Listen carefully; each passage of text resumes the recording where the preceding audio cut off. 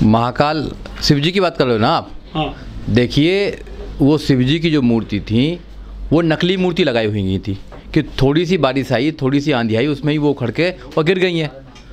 अब लोगों को समझना चाहिए, जो अंधविश्वासी लोग हैं उनको समझना चाहिए कि जो सरकारें जो काम करती है उनमें घोटाला करती है और सरकार नकली काम करती है। जो भगवान की मूर्ति में भी, जो हिंदुओं के जो भगवान हैं उनकी मूर्तियों में भी घोटाला करते हैं। तो महादेव जो महाकाल हैं इनको कोई सज़ा क्यों नहीं देते हैं? जिन्होंने टेंडर लिया था, जिन्होंने मूर्ति ऐसी लगाई कि भाई जरा सी हवा में, आंधी में उखड़ के हो गए और जो महाकाल थे वो तांडव करने लगे वहाँ पे, तो भाई उनको सज़ा देनी चाहिए उस पर।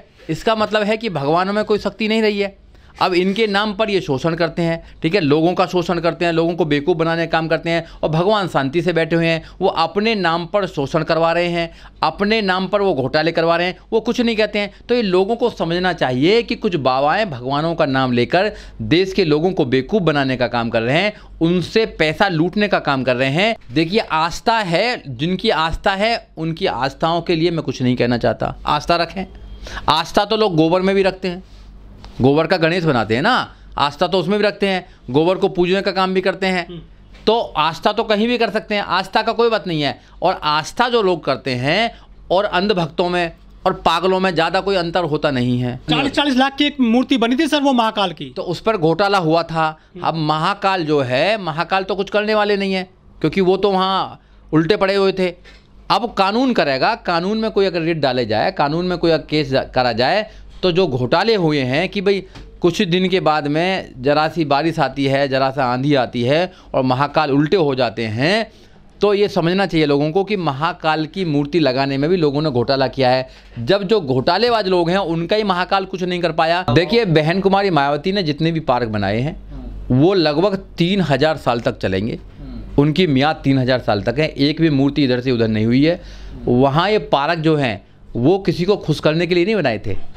वो जो एक तो नोएडा में बनाया है राष्ट्रीय दलित प्रेरणा केंद्र, वहाँ पर जो दलित समाज के लोग हैं वो जाएं और अपने आप को प्रेरित करें, अपने आप को वो मोटिवेट करें कि बाबा साहब डॉक्टर अम्बेडकर ने इस देश को संविधान दिया, माननीय काशीराम साहब ने इस देश को एक ऐसी राजनीति दी जो आर्थिक मुक्ति और सामाजिक परिवर्तन की लड़ाई लड़ती है। और हाथी जो हैं, हाथी स्वागत का चिन्ह है। जो बहुजन समाज पार्टी का हाथी है उसका सूंड नीचे की तरफ है और जो पार्कों में हाथी लगे हैं उनका सूंड ऊपर की तरफ है। वो स्वागत कर रहा है, जो भी लोग पार्क में जाएंगे उनका स्वागत कर रहे हैं। और हाथी स्वागत करने की जो परंपरा है वो बहुत लंबे समय से है। मायावती ने जितने हाथी बनवाए एक भी नहीं गिरा और ये 1 साल में गिर गए सारे। तो घोटाले नहीं हुए ना उनमें, वो ईमानदारी से लगवाए थे, वो घोटाले रहित लगवाए थे, इनमें घोटाले हुए हैं।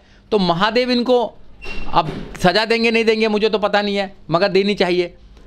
तो इन लोगों को सोचना चाहिए, जो लोग केवल भगवानों के चक्कर में पड़े हुए हैं, कि जब जरा सी आंधी आती है, जरा सा तूफान आता है, बारिश आती है, तो इनकी जो महाकालों की मूर्ति टूट कर नीचे गिर जाती हैं और अपने आप को नहीं बचा पाती हैं। सर अभी तक तो आप मंदिरों में जाकर, बाबाओं के दरबारों में जाकर आप सोचते हो कि आप बच जाओगे, आप पर कोई आशीर्वाद हो जाएगा, वो सरासर गलत है। इस बात से साबित होता है कि पत्थर की मूर्ति में कोई ताकत नहीं होती है। पत्थर की मूर्ति इंसान लगाते हैं, अगर अच्छी लगा देते हैं तो ज़्यादा दिन तक चलती है और थोड़ी उसमें घोटाला कर लिया तो वह ऐसी टूट जाती है जैसे महाकाल की टूट गई। सरकारी पुल गिर जाते हैं, इमारतें गिर जाती हैं, उनमें करप्शन होता है बड़े पैमाने पर, लेकिन लोगों ने भगवान की प्रतिमा में भी करप्शन कर दिया जिससे जल्दी टूट गई। वो कौन लोग जो ऐसा काम करते हैं, भगवान को भी नहीं बकस रहे हैं। वो भगवान के सबसे बड़े भगत हैं भाई, वही भगवान के सबसे बड़े भगत हैं जो भगवान को नहीं बसकते हैं। हम जैसे लोग तो बहुत दूर रहते हैं। भगवान का और हमारा कोई भी संबंध लेना देना नहीं है, तो इसलिए भगवान से हमें कोई शिकायत नहीं है।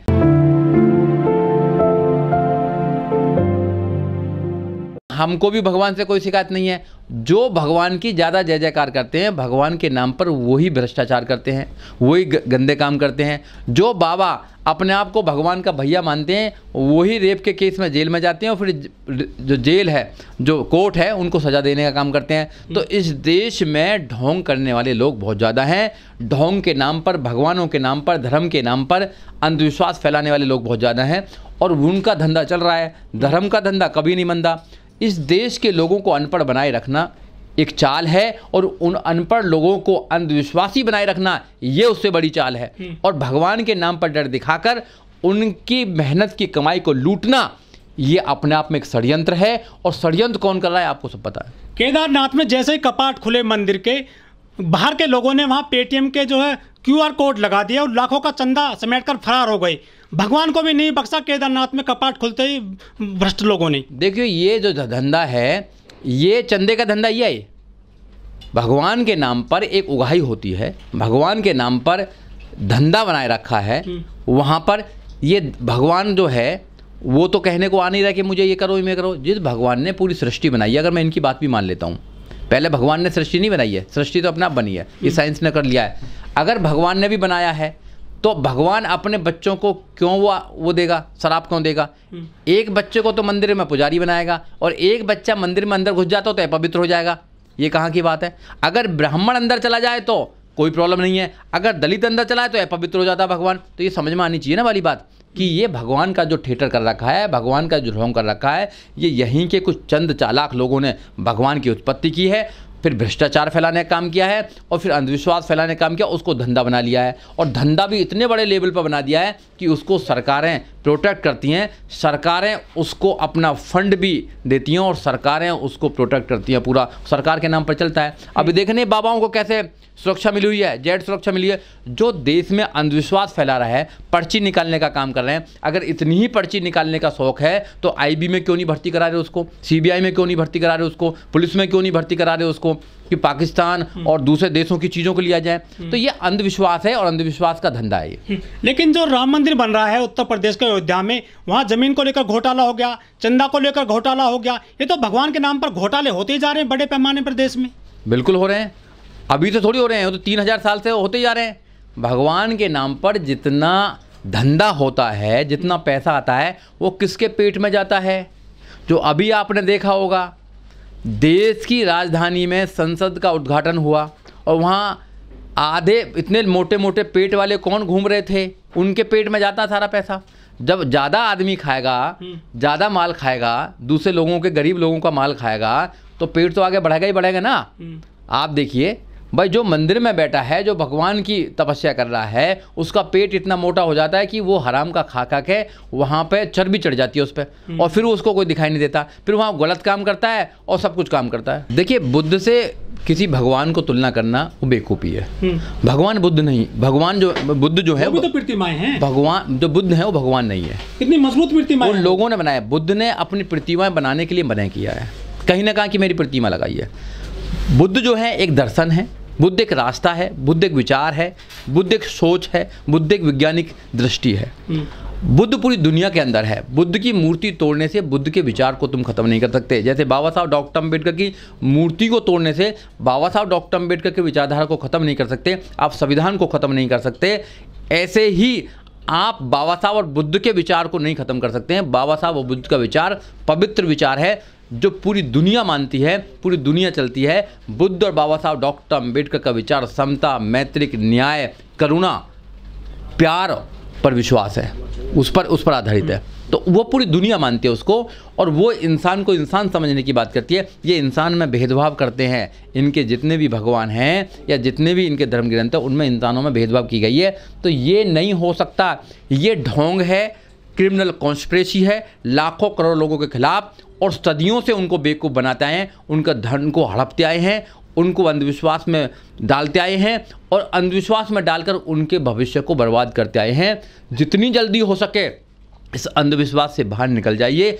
शक्ति अगर सबसे ज़्यादा है तो तुम्हारे अंदर है, अपने आप को पहचानिए। जैसे बुद्ध ने कहा है कि अपना दीपक स्वयं बनिए, और अपने आप को जिस दिन तुम पहचान जाओगे, उस दिन आपको किसी की जरूरत नहीं होगी। उस दिन आप अपने मुक्तिदाता के मुक्ति मानव बन जाओगे, उस दिन आपकी मुक्ति हो जाएगी। तो जिन्होंने प्रतिमा बनाई है, जिस कंपनी ने, उन पर जो आप भ्रष्टाचार के आरोप लग रहे हैं, उनको सजा महाकाल देंगे, संविधान देगा, कानून देगा? नहीं, देखो, महाकाल तो कर सजा क्या देंगे, महाकाल तो सजा क्या देते हैं, उनको कानून ही सजा देगा। क्योंकि आज तक देश की आज़ादी के बाद अगर किसी को देश में सज़ा मिली है तो कानून के माध्यम से मिली है, चाहे वो आसाराम हो, चाहे राम रहीम हो, चाहे और भी कोई लोग हों। कानून से सब डरते हैं। कानून से ऊंचा ना भगवान है ना कोई और है, कानून सबसे ऊंचा देश के अंदर। अगर कानून को ईमानदारी से इम्प्लीमेंट किया जाए तो कानून में सबका इलाज है, और कानून ही सबका रास्ता रोककर उनको सही रास्ते, गलत का रास्ता रोककर सही रास्ते पर ले जाने का काम करता है। कानून को ही सबसे बड़ा मानना चाहिए।